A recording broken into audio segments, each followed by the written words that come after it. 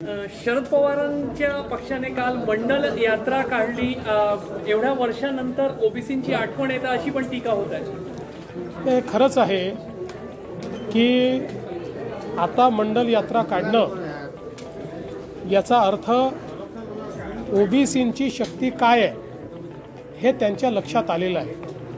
वर्षानुवर्ष जे त्यांनी ओबीसी समाजाला केवळ पाण्यात बघितलं, कुठल्याही प्रकारच्या योजना ओबीसी समाजापर्यंत पोचू दिल्या नाहीत, ओबीसी समाजाला केवळ भाषणाचं राजकारण त्यांनी दिलं. आणि म्हणून आज ज्यावेळी ओबीसी समाज हा दुरावला आहे असं लक्षात आलं तर आता ते यात्रा काढतायत. पण नुसती यात्रा करून फायदा होणार नाही. ओबीसीच्या पाठीशी तुम्ही ठामपणे उभे आहात हे कधीतरी दिसू द्या. ज्यावेळी ओबीसींवर संकट येतं त्यावेळी मात्र तुमची भूमिका नरोवा कुंजरोवा असते हे ओबीसींनी बघितलेलं आहे.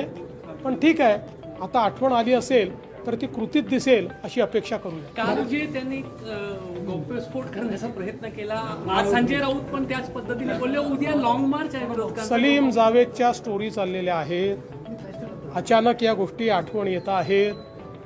माझा सवाल आहे, तुम्ही सगळे रिस्पॉन्सिबल अशा प्रकारचे नागरिक आहात. अशा प्रकारे जर तुमच्याकडे कोणी आलं, पोलीस कंप्लेंट का नाही केली? तुम्ही निवडणूक आयोगाला कंप्लेंट का नाही केली? तुम्ही व्हेरिफिकेशन का नाही केलं? की तुम्ही त्यांचा यूज करून बघितला, प्रयत्न करून बघितला का? आता सांगताय. त्यामुळे मला असं वाटतं सलीम जावेदच्या स्टोरीज बंद केल्या पाहिजे. माझ्याकडे पत्ता नाही, नाव नाही असंही म्हणाले. पवार साहेब म्हणाले की मीच भेट घालून दिली ती राहुल गांधींची. मला असं वाटतं की आता तर हे अजून गंभीर होत आहे की हे सगळे मिळून अशा प्रकारची कॉन्स्पिरसी करतात आणि एकमेकाला भेटवून देत आहेत. म्हणजे लोकशाही कुठे चाललेली आहे? मला तर आश्चर्य वाटतं.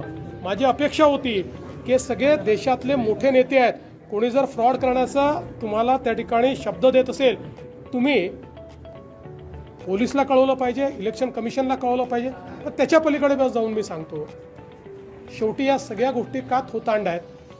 इलेक्शन कमिशनने आजपर्यंत 4 वेळा ओपन चॅलेंज थ्रो केला. ओपन चॅलेंज सगळ्या पॉलिटिकल पक्षाला, सगळ्या इंजिनियर्सला, सगळ्या टेक्नोक्रॅट्सला की ईव्हीएम हॅक करून दाखवा.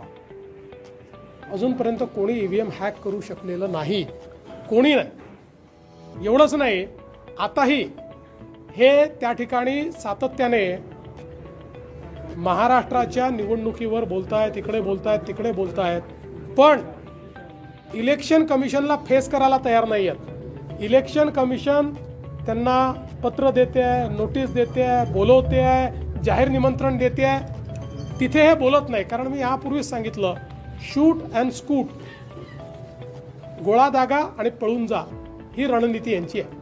ठाकरे एकत्र आल्यामुळे वेगवेगळ्या मुद्द्यांकडे बाळा नांदगावकरांचा आरोप आहे, मीरा रोडचे उल्लेख त्यांनी.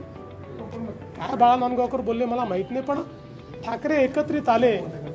आता या संदर्भात मला असं वाटतं किती दिवस आपण तेच ते सांगत बसणार आहे?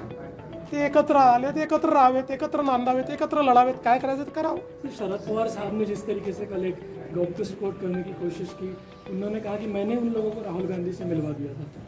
देखिए, मुझे इस बात का बहुत आश्चर्य लगता है कि इस प्रकार के सारे बड़े नेताओं के पास इस प्रकार से लोग भारत के चुनाव को प्रभावित करने का आइडिया लेकर जाते हैं और ये केवल एक दूसरे को मिलवाते हैं. ये न पुलिस में कंप्लेंट करते हैं, न इलेक्शन कमीशन को कंप्लेंट करते हैं, न उसके ऊपर कोई कार्रवाई करते हैं. तो इसका सीधा मतलब ये होता है कि क्या आपने उनका इस्तेमाल करके देखा? वो ऑफर लेकर आए थे तो इसलिए इस प्रकार की बातें कहना, मुझे ऐसा लगता है कि अभी ये स्टोरीज बनाने वाली बात है. चुनाव आयोग ने कई बार आप ईवीएम को हैक करके दिखाइए ऐसा ओपन चैलेंज थ्रो किया था. 8-8 दिन तक कोई भी आए और ईवीएम को हैक करके दिखाए, कोई कर नहीं पाया. आपके पास है कोई तो ले जाइए इलेक्शन कमीशन में. पर ये सब झूठी बातें बोलकर जनता ने जो हमें विजय दिया है, जो जनता ने हमको मैंडेट दिया है, उस मैंडेट को और जनता को अपमानित करना बंद कीजिए। 3 दशकों बाद ओबीसी की याद आई है, कैसा लगता है आपको? लगता है कि भाजपा के वोट बैंक पर नजर? देखिए, ये जो चुनाव में झटका पड़ा है ना, इसके कारण ओबीसी की याद आ रही है।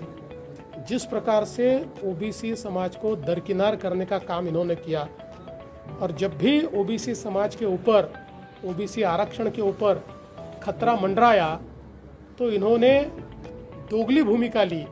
ये ओबीसी ने देखा, इसलिए अब इनको लगता है कि अब अपनी ज़मीन वापस ढूंढनी पड़ेगी, इसलिए सब करने की कोशिश कर रहे हैं। नवीन नवीन घडामोडी पाहण्यासाठी आजच आम्ही मुंबईकर 24 तासला लाईक करा, सबस्क्राईब करा आणि अपडेट रहा।